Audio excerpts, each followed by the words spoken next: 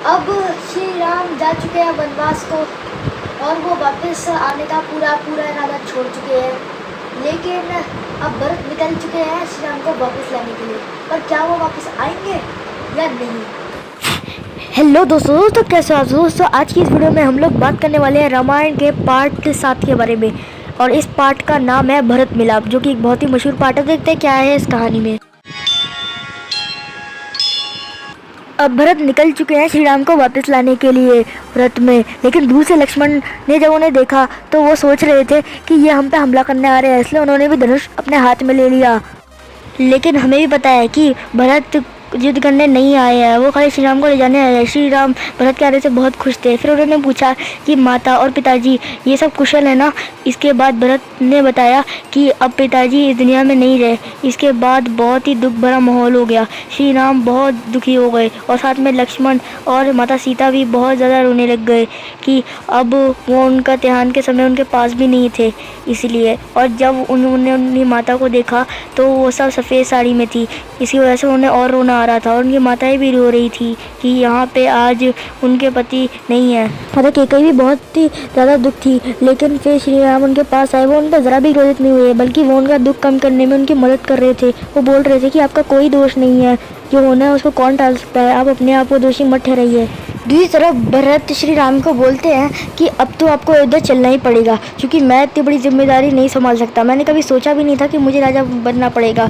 आपने ऐसा क्यों किया मेरे साथ? अब अयोध्या चलिए, क्योंकि आपकी वहाँ पे सबसे ज़्यादा ज़रूरत है। और सारी प्रजा भी कह रही थी कि अयोध्या चलिए चलिए चलिए, लेकिन श्री राम कह रहे थे कि अभी हमारा धर्म सबसे बड़ा है, इसीलिए मैं यहीं पर रहूँगा। 14 वर्ष के बाद मैं अपने आप आ जाऊँगा, तब तक तुम राज सिंहासन संभालो। लेकिन भरत अपनी बात पे अड़े रहे थे कि अगर आप मेरे साथ अयोध्या नहीं चले तो मैं यहीं पर अपने प्राण त्याग दूंगा। इस बात से श्री राम बहुत ज़्यादा दुखी हो जाते हैं।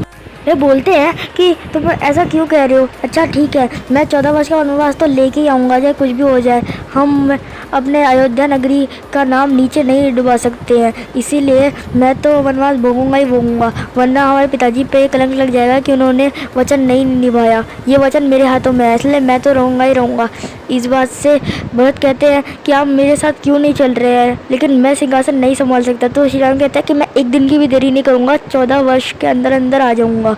तो फिर भरत कहते हैं लेकिन अगर आपने एक दिन की भी देरी की, मैं वहीं पर अपने प्राण त्याग दूंगा और मैं वापस अयोध्या नहीं जा सकता। आप ये अयोध्या में बैठ सकते हैं, आपको मेरी ये बात तो माननी पड़ेगी। और श्री राम सोच रहे थे कि वो अयोध्या पे कैसे बैठ सकते हैं जबकि वो वनवास भी भोगेंगे, ऐसा दोनों टाइम पे कैसे हो सकता है। इस बात से श्री राम बोलते हैं तुम मेरी चप्पल ले लो और उसको ले जाकर तुम अयोध्या पे रख देना। इसलिए भरत श्री राम की चप्पलें ले जाते हैं अपने सर पे और कहते हैं कि आप राज सिंहासन पे बैठेंगे और मैं यहाँ पे वन में ऋषि मुनियों के साथ ही रहूँगा, क्योंकि मैं राज्य के सुख नहीं भोग सकता जब आप यहाँ पे वन में रहोगे। इसलिए मैं भी वही चीज़ें भोगूँगा जो आपने भोगी है और उससे ज़्यादा, क्योंकि मैं आपकी बराबरी भी नहीं कर सकता, इसीलिए मैं आपसे ज़्यादा दुख भोगूंगा। आप अगर ज़मीन पे सोएंगे तो मैं ज़मीन में गड्ढा बना के उसके भी नीचे सोऊंगा और मैं ऋषि मुनियों के साथ ही रहूँगा। वो अयोध्या में श्री राम की चप्पलें रख देते हैं और इसके बाद वो मुनियों के साथ चले जाते हैं। श्री राम भी बहुत दुखी होते हैं और फिर उधर सुनी सुनी सी लगती है, लेकिन सब ये उम्मीद लेके बैठे थे कि 14 वर्ष बीत जाने के बाद श्री राम ज़रूर आएंगे और फिर वो राज सिंहासन संभालेंगे।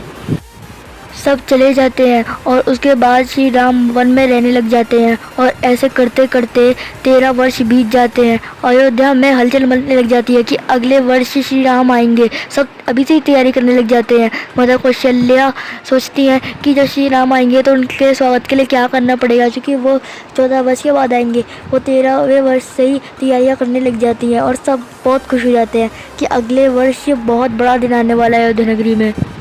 क्या श्री राम लौट पाएंगे अयोध्या नगरी? अगर हाँ तो उन्हें किन किन मुश्किलों का सामना करना पड़ेगा?